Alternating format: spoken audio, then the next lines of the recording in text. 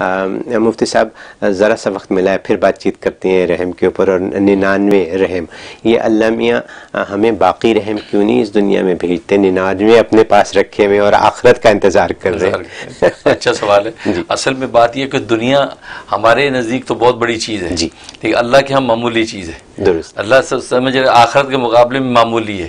اسے دنیا کو دنیا کہتے ہیں، دنیا جو ہے وہ ادنا سے ہے، ادنا کا مطلب بہت ادنا ہے، آخرت کے مقابلے میں اس کی کوئی حیثیت نہیں ہے۔ خود حدیث میں فرمایا، اللہ فرماتے ہیں کہ اگر اس دنیا کی قدر و قیمت میری نظر میں ایک لنگڑے مچھر کے پر کے برابر بھی ہوتی تو میں کسی کافر کو ایک گھونٹ پانی کا نہ دیتا۔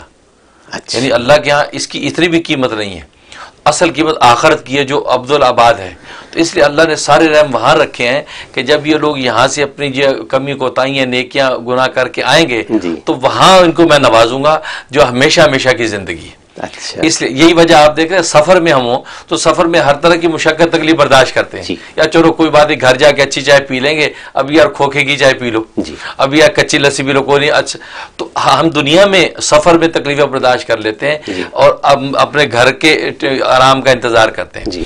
ایسے لیے اللہ اسی طرح اللہ تعالیٰ کہتے ہیں دنیا کی معمولی تکلیفیں برداشت کر لو، یہ معمولی بات ہے، یہاں اگر رحم نہیں بھی ہوا کوئی بات نہیں، آخرت وہ ہمیشہ کی ہے، وہاں آپ کو رحم مل جائے گا، ہمیشہ کی جنت تمہیں ملے گی۔ تو اس لیے 99 رحمتیں وہاں رکھی ہیں۔ یہ وجہ کہ اللہ تبارک و تعالیٰ معمولی بہانے پر جو ہے وہ بخشش کرے گا۔ یہاں تک کہ حدیث میں آتا ہے کہ ایک شخص جو ہے اس کے لیے جب فیصلہ ہو جائے گا جہنم کا، اور اللہ کہیں گے اس بندے کو جو ہے وہ جہنم میں لے جاؤ، تو وہ جاتے ہوئے مڑ مڑ کے دیکھے گا، جاتے ہوئے بار بار دیکھے گا کچھ ہو جائے گا، تو اللہ تعالیٰ کہیں گے اس کو واپس لاؤ۔ تم مڑ مڑ کے کیوں دیکھ رہے ہو؟ کہا جی میں مڑ مڑ کے اس لیے دیکھ رہا ہوں کہ ہم نے تو سنا تھا آپ کے پاس بڑی رحمتیں ہیں اور آج کے دن آپ وہ رحمتیں کریں گے، اور آپ کا جو کلام تھا قرآن مجید اس کے پہلے الفاظ بسم اللہ الرحمن الرحیم، وہاں آپ کے نام کے ساتھ 2 وصف، وہ دونوں رحمت کے وصف تھے۔